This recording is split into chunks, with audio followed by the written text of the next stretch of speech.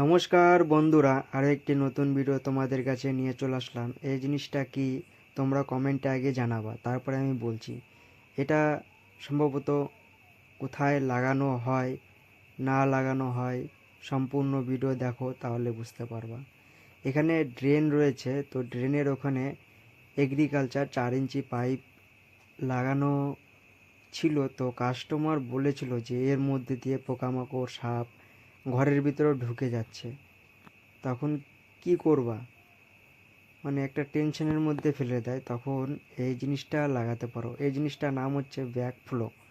ব্যাকফ্লোর কাজটা কি, যখন কোনো কিছু ঢোকার যদি চেষ্টা করে তখন কিন্তু ঢুকতে পারবে না, কারণ ঢাকনাটা লাগানো থাকে। আর যখনই জলের কোনো প্রেসার পাবে তখনই ঢাকনাটা খুলে যায়। তাহলে কি হয়, যাতে কোনো পোকামাকড় ঢোকার চান্স থাকে না।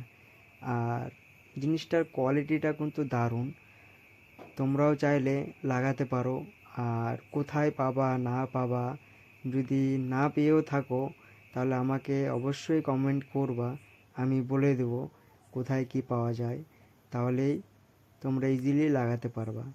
আর এই ঢাকনাটা লাগানোর সিস্টেম, মানে উল্টাপাল্টা লাগালে কিন্তু সেট খাবে না। এটা লাগানোর কিছু বেসিক নিয়ম আছে, কারণ ঢাকনাটা সবসময় স্ট্রেট করে লাগাতে হবে। ব্যাকা করে লাগালে তখন কিন্তু প্রবলেম হবে, কারণ ঢাকনা যে খুলে সেটা হচ্ছে উপরের দিকে, আর জল যেটা বেরোয় ওটা নিচের দিকে।